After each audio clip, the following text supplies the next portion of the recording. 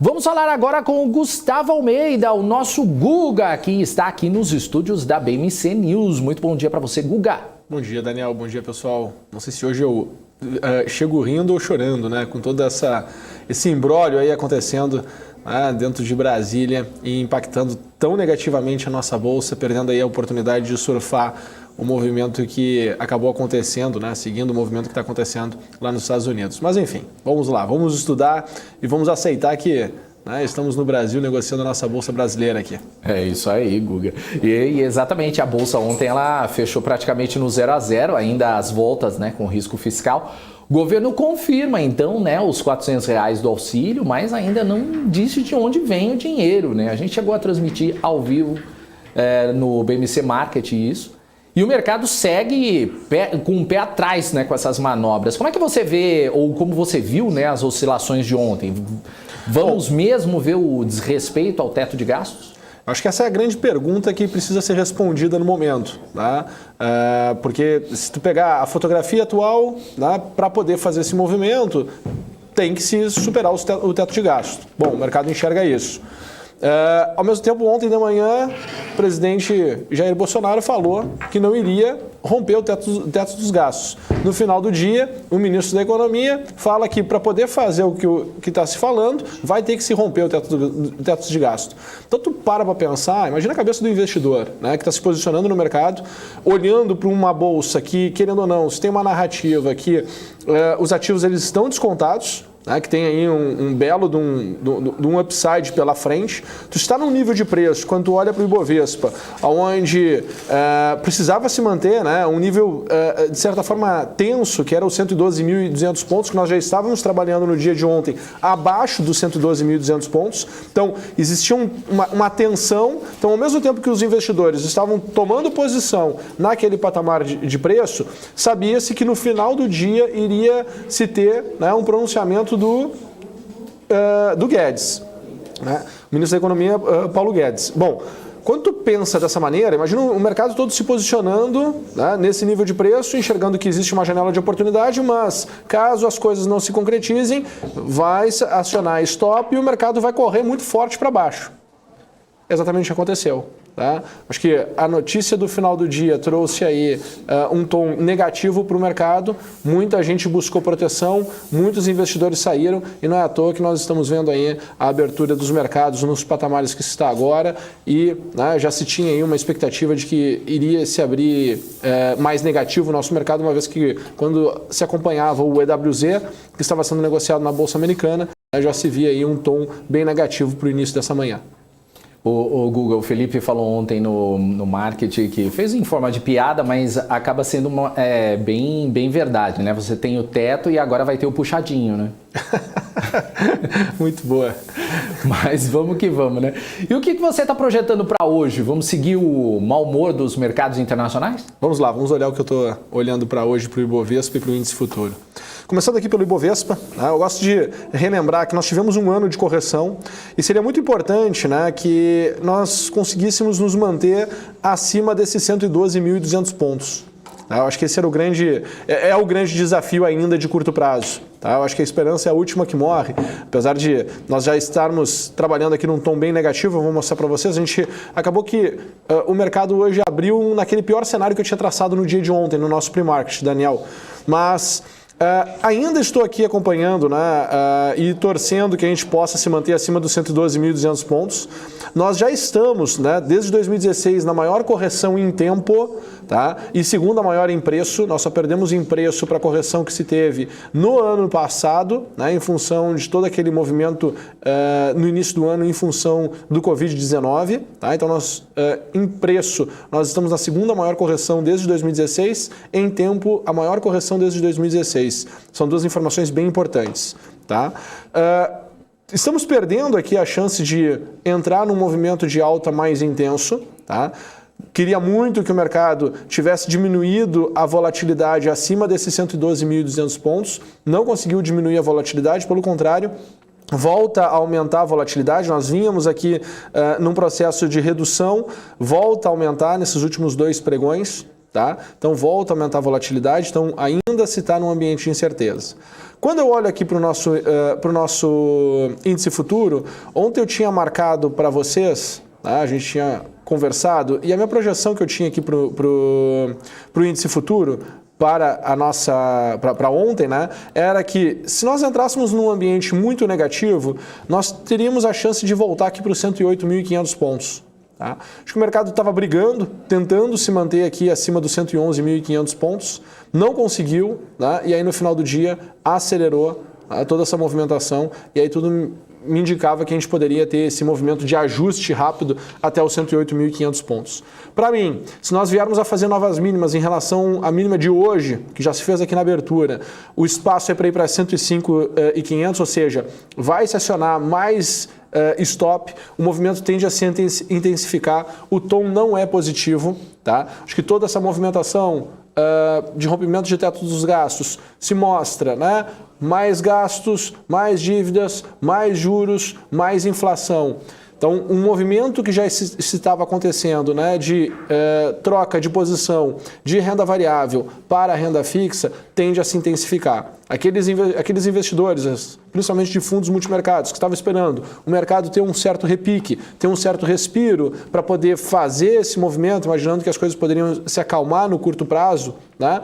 Acaba que, como não se está se acalmando, se sentem também estimulados a zerarem suas posições. Isso faz fluxo, gera movimento, gera, né, intensidade, e aí eu acredito que o mercado possa ir buscar os 105.570, tá? Havendo algo positivo agora no curto prazo, tá? Não está muito bem definido para onde nós poderíamos ver o mercado voltar a subir, tá? Enquanto estivermos abaixo dos 112.200, eu continuo pessimista, tá? Preciso ver o mercado voltar acima dos 112.200. Mas mesmo olhando, né, de uma maneira um pouco mais afastada, eu vejo que para voltar acima desses 112.200 pontos, precisamos ter algo positivo, principalmente vindo de Brasília, porque todo o negativismo está vindo de Brasília e está muito aceso essa informação na cabeça dos investidores. Então, precisa vir, né, vamos assim dizer, um antídoto para esse problema agora no curto prazo, se nós quisermos ver a Bolsa melhorando. Pois é, Guga, e como se não bastassem também os problemas fiscais, né? Ontem também tivemos a ameaça de greve de caminhoneiros, né, aqui na região sudeste. A gente até já deu aqui no início do pre-market, e isso poderia impactar a distribuição de combustíveis. A Vibra já disse que monitora e garante o abastecimento. Agora, qual que é a sua opinião sobre isso e os reflexos para as empresas? Bom, na minha opinião, se nós olharmos para o passado, né, os movimentos passados que nós tivemos de greve dos caminhoneiros, né, o movimento e a resposta da Bolsa ela foi muito negativa. Claro que a gente estava num contexto um pouco diferente. Tá? Eu acho que a gente estava em outro momento, outro timing, com outras janelas de expectativas. O mercado estava com uma expectativa muito forte de um segundo semestre forte aqui dentro do Brasil. Se fala isso desde a metade do ano passado. Não podemos nos esquecer, né, dessa narrativa, porque são essas narrativas que fazem com que os investidores tomem posição. Então, o fluxo, né, ele veio com uma determinada expectativa. Essa expectativa não se concretizando em um cenário diferente faz com que a Bolsa, né, ela acabe se movimentando mais forte. Ok, havendo correção, lá na frente vai ter um outro cenário, um outro contexto, isso vai ser uma janela de oportunidade? Sim, mas também a gente tem que entender que essa mudança de curto prazo, ela demora um pouquinho para se equalizar num determinado nível de preço. Tá? Uma greve de pô, nesse ambiente, nesse cenário, nesse contexto, seria algo que iria estimular ainda mais a correção do mercado. Tá? E aí é mais ou menos assim, imagina uma pessoa descendo ladeira abaixo e aí tu vem e tu empurra ela, né? Ela já vem num movimento, já vem numa certa velocidade, numa determinada direção, um empurrão só vai potencializar, né? Só vai ganhar velocidade. Então a gente tem que entender isso. Uma notícia ruim agora, nesse momento, só intensifica o processo de correção. Vira uma bola de neve, né, Guga? Agora, hoje, mais uma vez, nós vimos a Evergrande entrar nos holofotes. A empresa não conseguiu concluir a venda de fatia na área de serviços imobiliários, o que aumentou a percepção de um calote. Há algumas semanas, isso trouxe estresse, né, para os mercados globais. Você acha que nós podemos reviver esse estresse agora, Você vê mais consequências desse problema ou o mercado pode já ter precificado tudo isso? Quando eu olho para o movimento, né, o comportamento ali da Evergrande lá na China, na verdade já vem num processo de correção já há muito tempo. Tá? Eu acho que agora, se tu for pensar em calote, né, eu acho que o calote em si não vai acontecer. O que vai acontecer é tomar essa dívida de uma maneira muito barata. Né? É uma questão de tempo, até mais ou menos um cabo de guerra que eu vejo lá fora, né? Até não aguentar mais e entregar o que se tiver de ativos ou negociar o que se tem de ativos a preço quase que nada e mudar de mãos, né, essa operação. O que eu enxergo que tende a acontecer é exatamente isso lá na frente. Tá? Se tu parar para pensar, né, o impacto que está gerando em preço, essas notícias da Evergrande agora são totalmente diferentes dos impactos que tiveram em preço lá no passado. Tá? Então, acho que essa notícia já está meio que precificada. Tá? Então, é algo que, com o tempo, as coisas vão se equalizando lá pela China. Pelo menos é isso que eu enxergo. Legal. Guga, 2 papéis do Banco Inter lideraram as altas no Ibovespa. Isso depois que o SoftBank aumentou a participação na companhia. Vamos dar uma olhadinha? Claro. Vamos olhar então Banco Inter, BID11. Tá. O que eu estou enxergando aqui em Banco Inter? Né? A gente já até conversei sobre Banco Inter no nosso programa Geometria da segunda-feira. Querendo ou não, Daniel, nós já estamos aqui com uma estrutura aqui de correção em 2 etapas já fechadinho. Tá? Então, está num contexto onde, depois de 54% de desvalorização, né, em um pouco mais de 50 dias, imagina, caiu 50% a cotação do Banco Inter, nós já tivemos aqui uma primeira resposta positiva, 2 etapas de baixa. Ao meu ver, tá, acho que com um mercado com um tom negativo, vale muito a pena acompanhar como é que vai ser a abertura e a movimentação do mercado aqui agora, no dia de hoje. Certo? Mas eu acredito que um próximo repique do Banco Inter é para chegar pelo menos ali em 57,60. Tá? Então acho que vale a pena sim ficar acompanhando, vale a pena sim ficar monitorando, né? Que não perca essa região dos 39,80, né? Que não venha abaixo desse nível de preço, porque aí de fato, né, perde esse momento, né, vamos assim dizer, do mercado, onde poderia ter aqui um rally interessante de alta. Então cada investidor tem que ter um seu critério de tomada de decisão. Eu gosto de utilizar aqui um indicador que vai medindo, né, a média das máximas e a média das mínimas para poder ir interpretando, né, qual é o apetite dos investidores nos momentos de alta, qual é o apetite dos investidores no momento de baixa, e aí eu utilizo ele como um critério para gatilho operacional. Tá? Então, minha sugestão é que também os investidores tenham um critério final de gatilho operacional para manter ou não uma posição em aberto, ou até mesmo, né, fazer o rebalanceamento de sua carteira. Guga, mineradoras estiveram entre as baixas ontem. Faz tempo que a gente não fala de Vale. Vamos falar? Vamos. Pois é, né? O minério de ferro hoje caiu 9% lá na China, né? Então afundou, e isso faz, obviamente, né, com que o preço das mineradoras também sofra uma correção. Vamos olhar aqui então Vale 3. O que está acontecendo aqui com o Vale? Tá? Acho que a gente tinha aqui, aquela coisa, né? Se tu pegar aí o primeiro semestre deste ano, o último semestre final do ano passado, o primeiro semestre deste ano, só se falava de Vale, né? Maior geradora de caixa, poxa, isso aqui, né? Quase um caixa eletrônico, o pessoal falava, né? Teve esse super pagamento de dividendos agora. Então, acaba que o mercado cria um certo apego, né? Um certo sentimento gostoso, né? Em relação à companhia. Então, quando tu começa a perceber nessas correções, o mercado ele começa a se sentir, as pessoas começam a se sentir como se estivessem sendo traídas, né? Mas de fato não estão. O mercado é assim, vai ter seu momento de alta, vai ter seu momento de baixa, não existe uma verdade absoluta, as coisas mudam, as coisas se transformam, né? E o investidor precisa, né, dançar, aprender a dançar, né? Aprender a surfar esses momentos. Tá? O que eu estou enxergando aqui em Vale, neste momento aqui? Para mim, tá? Eu acho que a gente tem aqui uma possibilidade, num movimento negativo de Vale vir buscar a região dos R$ 70,50, Tá? Acho que seria o pior cenário aqui para a Vale aqui no curto prazo. Tá? Continuar essa movimentação de baixa chegando até esses R$ 70,50. Tá?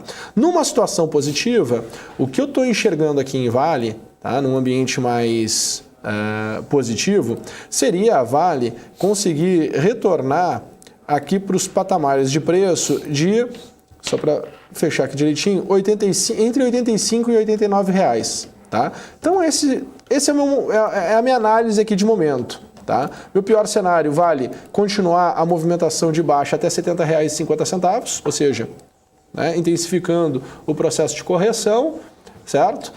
E o meu cenário positivo seria a Vale voltar ali em torno de R$ 85,70 a R$ 89 reais. Legal. Eu já ia encerrar, Guga, mas só para encerrar rapidinho, o Marcos Correia está pedindo VEG. Pode ser? Claro. Aí a gente encerra. Tá bem. Vamos olhar a VEG 3 aqui então?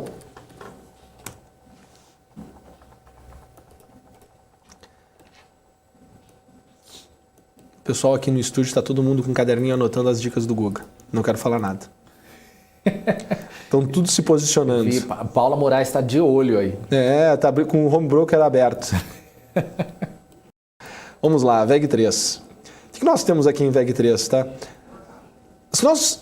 O período mais tenso de VEG foi ali o período entre os dias 23 de fevereiro e 21 de maio deste ano de 2021. Ali a gente teve toda a correção, tivemos 2 etapas. Notem, né, é interessante a gente olhar aqui a estrutura de comportamento. Né? VEG tentou voltar a subir, teve 2 etapas de alta, não conseguiu avançar. Nessa última tentativa, tivemos aqui uma das maiores altas durante todo esse período, no dia 14 de abril. Ali não conseguiu seguir a movimentação de baixa e entra todo um processo de correção mais intenso, né, mais forte, mas um pouco mais lento do que a última etapa. O que acontece? Toda essa alta que nós estamos tendo aqui em VEG, ela está muito mais trancada, está gastando muito mais tempo.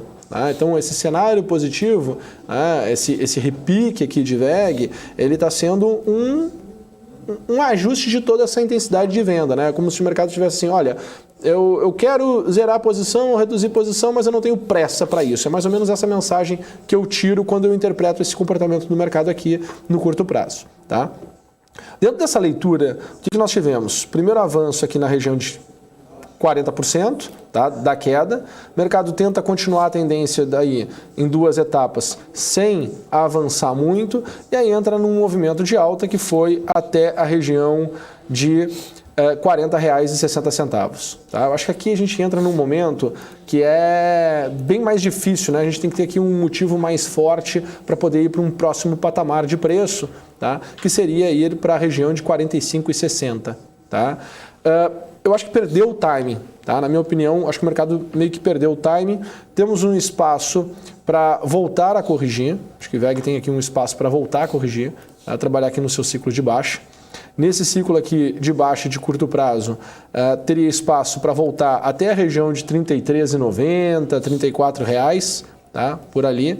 E a partir dos 35 e 30, eu voltaria a olhar com bons olhos para ver se o mercado, né, ele conseguiria se manter naquele nível de preço. Tá? Então, acho que VEG tem espaço para voltar para 35 e 30 a 33 e 90. Tá? E o melhor dos mundos seria continuar a sua movimentação de alta no curto prazo e ir até 45 e 70. Legal, Guga. Para encerrar, então, recado do dia. O recado do dia? Bom, na verdade, quanto pior o mercado ficar, né, no curto prazo, depois de estarmos já há 3 meses corrigindo no processo de correção, mais descontado vão ficar os ativos e, obviamente, depois o retorno do mercado vai ser cada vez mais forte, cada vez mais intenso. O que o investidor tem que entender? Né? Que, na verdade, poxa, se ele está com a sua carteira como um todo bem organizada, com um percentual em caixa, né, que no caso seria em Tesouro Selic, enfim, em renda fixa que consiga resgate imediato, e um percentual, né, ali já alocando nos ativos, tem muito caixa para poder transferir para os ativos. E aí, Enfim, né, é uma questão de estratégia, né? O quanto tu vai transferir, o quanto o mercado vai ter de upside e o quanto tu consegue transformar o teu capital e potencializar o crescimento, né, num determinado tempo que tu queira. Então, eu não fico muito triste não quando os mercados eles... Poxa, eu já estou acostumado, são 2 décadas negociando na Bolsa de Valores, já estou acostumado a me posicionar, diminuir posição, aumentar posição e assim por diante. Eu fico sim, um pouco preocupado com um investidor que está chegando agora e ainda não se acostumou, né, a olhar o mercado dessa maneira. Então, minha sugestão, né? Tenha calma, tenha paciência e pode ter certeza que lá na frente as coisas elas tendem a melhorar, principalmente quando os problemas eles conseguem ficar muito tangíveis, né? Os problemas eles não vão ficar para sempre, né, acontecendo ali sem ninguém tomar uma atitude em relação àquilo. Legal, recado importantíssimo aí. Valeu, Guga. Um abraço para você, até amanhã. Valeu, um abraço.